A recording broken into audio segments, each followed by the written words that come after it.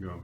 Hey everyone, it's Filippo here, one of your brewmasters from Brew of Tea, and it's racking day today at the apartment. So I'm going to take you through all the steps that I go through to hopefully give you a sort of video ahead of time if you want to watch, so that you can be prepared for our racking event this Friday.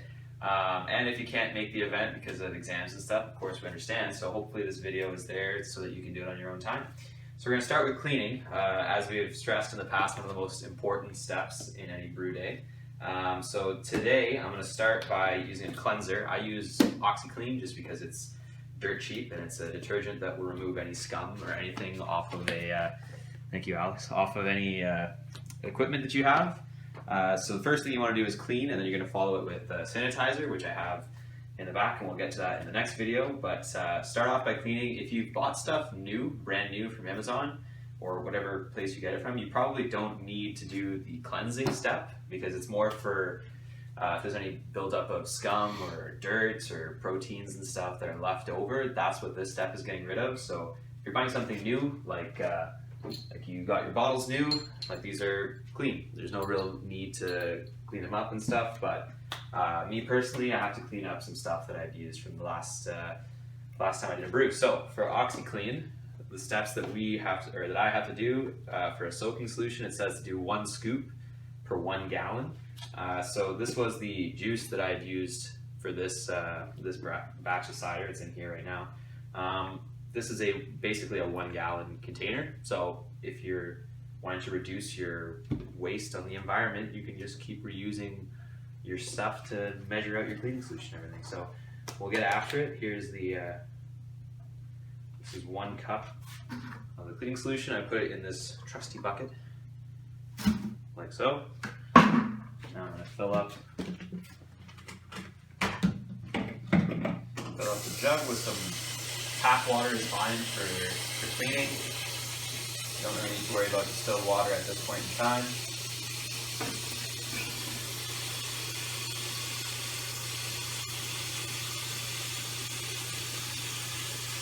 Taking a while to fill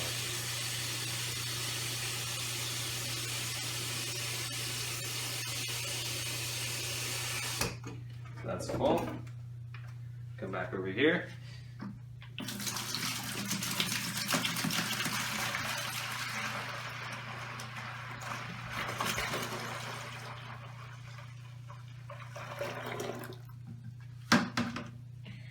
And shake that up, and then you can throw all the stuff that you need to clean in there, give it a good scrub, and that's the cleaning step. We'll be back for sanitizing in video number 2. We're back. I'm just going to show you guys really quickly some cool tips on how to clean your equipment. I also wanted to show you, for those of you who don't know, this is a racking cane. It's basically just a pump that pulls liquid through the whole system, the tubing.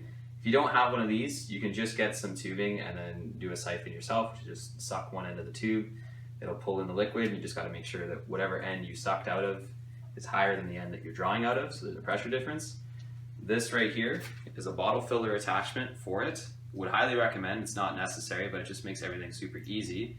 Because what happens is, I don't know if you can see, there's a little thing here that it's a valve. As it pushes down on something, it lets liquid out, and as it pulls up, it stops the flow. So basically when you put this at the bottom of a bottle, this is going to start filling solution, and then this will cut it off. Just makes things super easy. But when you're cleaning all of this stuff, the really easy way to do it is to just get your racking cane submerged in the cleaning solution that you have and pump it into whatever it is that you're cleaning. Because in the process, it's going to clean everything that it's coming through, and then it's going to be in the container at the end. So I'm going to stick this into this container here, push down on it, which will allow liquid to come out. Then you give this a couple pumps,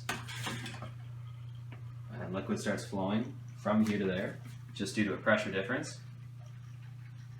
Now, the higher this difference, the quicker it's going to pump out. That's some fluid mechanics for everybody. So this is filling up. Now, if I raise this, it should cut the flow. And then I'll go into the bottle. It's filling this up now, a little slowly, but it's getting the job done. Give it a couple more pumps. And that's basically how you clean this stuff. Nice and easy. Action. What's up, everybody? We're back. Alex thought we should throw on some music, which is a great idea. You want to keep the vibes positive on racking day. Everything has been rinsed. That was an important thing I left out from last video that I want to emphasize.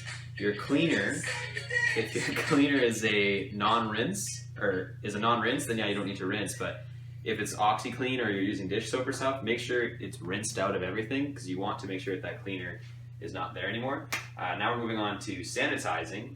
So me personally, I stand by Star San. I love it.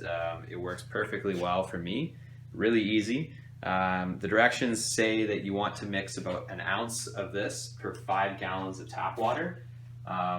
Since this is just a 1 gallon brew and you're looking at basically everything that I need to sanitize right here, I don't need 5 gallons worth of cleaning solution. I only really need 1. In which case, quick math, that's a 1/5 of an ounce of cleaning solution per 1 gallon. And a 1/5 of an ounce is about 6 milliliters, which is just over a teaspoon. So I'm going to put in a teaspoon, and then I had a little bit left over in this 1/8 of a cup or whatever, so I'm going to add that. You should be fine to just go for a teaspoon. You'll be off by a milliliter of solution. That's not going to make a big difference. It won't be the end of the world. So we're going to start off by pouring out a teaspoon of the cleaning solution. Look at that. We're just going to make it a little bit over because, again, we want it to be 6 milliliters, not 5. Drop that into your bucket or whatever you're using to sanitize everything. Really put that in there. I'm going to see if I can get any of this out. Oh yeah, look at that. Just a little bit. Perfect. And then we're going to add 1 gallon of water. Now, tap water is just fine. If you want to use distilled water, you can. At this stage, it doesn't really make a difference, and so I'm cheap, so I'm going to go with just regular tap water. For this stuff specifically, you really only need, I think it says 30 seconds or a minute or 2 minutes of contact time. So basically just soak it in there, let it sit for a little bit. That should do the trick. If you have a spray bottle, you can put it in that and then spray everything down and wipe it with a towel. But the main important thing is you want to let this air dry. So Star San in particular is a non-rinse sanitizer. So if you rinse everything after using this with tap water, you're actually introducing some minerals or some other bacteria or some chemicals from the tap water into your now sanitized things, which ruins the sanitization. So you want to let it air dry. If there's bubbles, which there should be a fair amount of bubbles in your bottles, if it's in there, leave it in there. You're able to pour whatever your cider you have on top of those bubbles. It makes no difference because this is a food safe product, and if you dilute it properly, as it says on the instructions, it has no effect on your beer or cider, whatever it is you're using. So in summary, if there's bubbles in here, leave it in here, and don't be afraid to rack on top of the bubbles and fill it up, because that liquid is just going to dissipate the bubbles and it'll be fine. The bubbles let you know it's working, let you know it's sanitizing everything, so they're good. Let them air dry and they should be fine. So I'm going to get to adding a gallon and sanitizing everything, and then we'll check back in.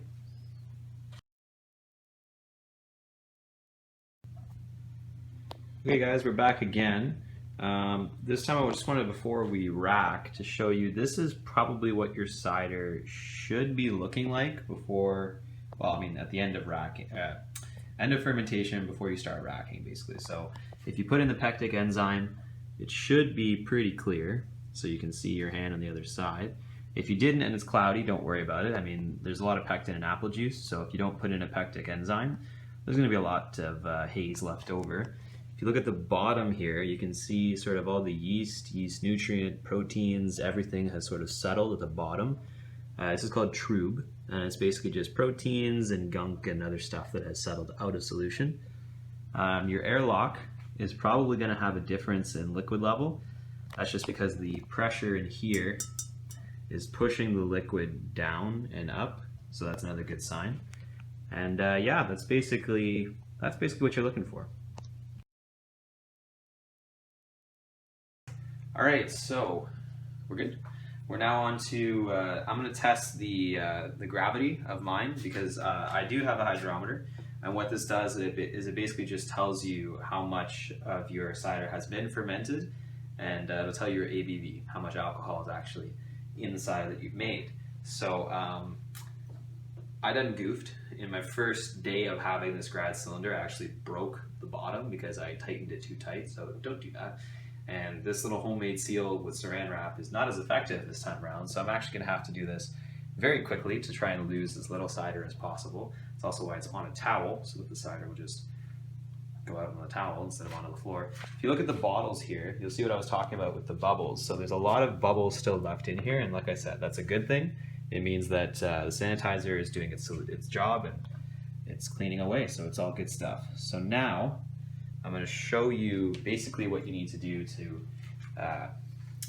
measure your gravity. So I've sanitized my hands, I just dunked them into the solution. And I'm now going to try and do this, as I said, as quickly as possible so that I don't lose that much. So you're going to want to pour the cider into your grad cylinder. That was probably a little bit too much, but we'll see. And then give it a little stir to try and break up those bubbles a little bit.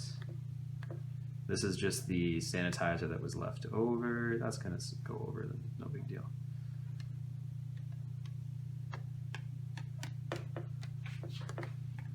So the quickness thing is not working out well so far. And basically all you do is you drop the hydrometer in there, give it a quick spin, and you're going to be looking at the meniscus of the liquid level and where that reads on your manometer.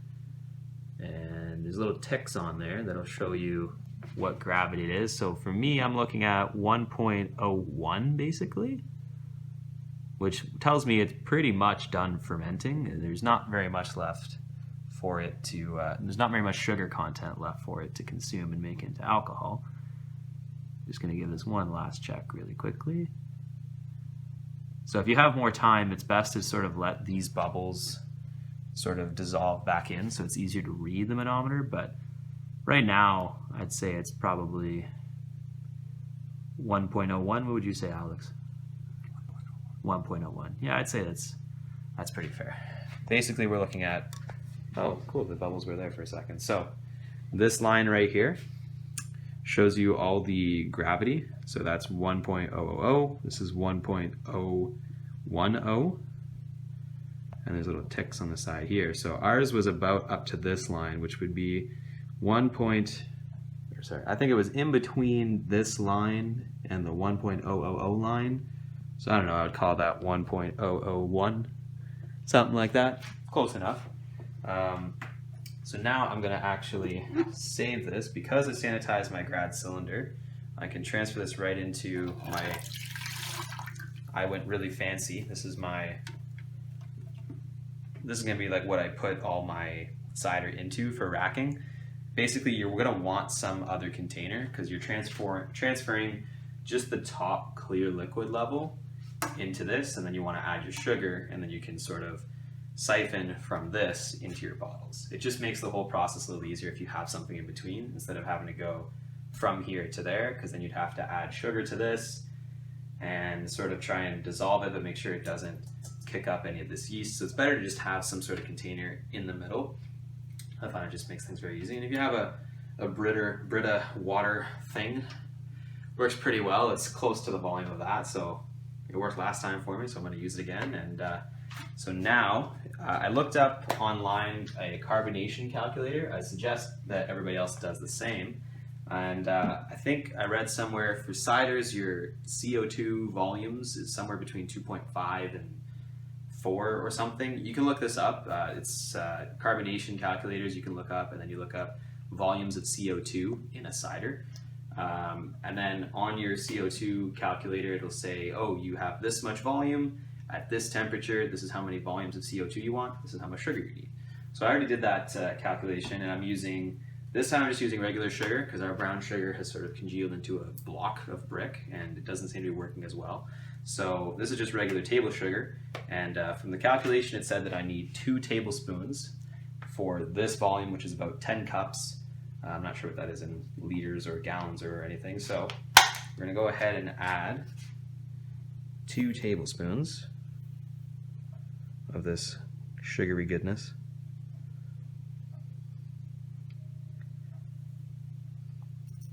I made a little mess. Drop that in there.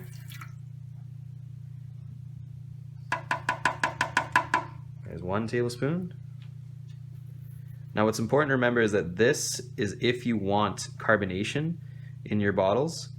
If you don't want your cider to be carbonated at all, you can just stop right here and instead of adding sugar, just rack directly from here into your bottles and you're good to go. Or you can just pour from this into glasses. You just want to make sure, like I said, not to kick up that yeast and trub and stuff on the bottom. It doesn't affect, well, it kind of affects the taste a little bit, but it doesn't harm you at all. It's not harmful to drink. It's just sort of, you know, it's not going to be clear. You're going to have little chunks of protein and stuff in there, so it's not totally awesome to look at, but again, it's not harmful for you. You can drink it, no problem. There's the 2nd tablespoon. Now, another important key here is you want to try to avoid making bubbles of oxygen at this step as much as possible, because then when you bottle, that oxygen is still going to be in your cider and it sort of kickstarts oxidation, which is something that is not good for your ciders because it speeds up the rate at which it goes stale. The more oxygen you have, the quicker it's going to get stale and the quicker that sort of bad off flavors are going to develop. So it's nice to put the sugar in at this stage because when you rack the liquid on top of it, it's sort of going to mix it up by itself just by the volume going in. So we're going to take our carboy here. You're going to use your trusty thermodynamics textbook or whatever other textbook or something to prop it up like so. And this is just going to make the racking a little easier because all of these solids, or at least most of them, it's fine, it's not going to fall over, don't worry, Alex. All of this stuff, we're good? Mm-hmm. So it's been propped up. Most of those solids should move down to one corner. It's just going to make racking a little bit easier. So I've sanitized my hands. We're going to take the racking cane and siphon. There's still actually some cleaning solution in there, but not a big deal. It's food safe and it's mostly water at that point anyways, so not a big deal if you don't clear that. But we're going to come over here. So you want a difference in elevation because that's the only way that this is going to really work. What? A lot of cereal. Yeah, we got a lot of cereal in the back. That's no big deal. Okay, so we're going to put the racking cane into your cider. And you want to sort of try to keep it on this side where there aren't any solids. Now, mine is pretty nice because I have this little clip here, which is going to get me to be able to hold my cane in place around there. So I'm barely touching the bottom at this point. So other end down here into your bottling bucket. Then you're going to give another quick pump. And from here on out, the gravity difference is going to drive the pump. And you're going to fill this up. And it's basically the same thing after this is done for bottling, except you're going to go from here into your bottles doing the exact same thing. And that's all there is to racking, basically.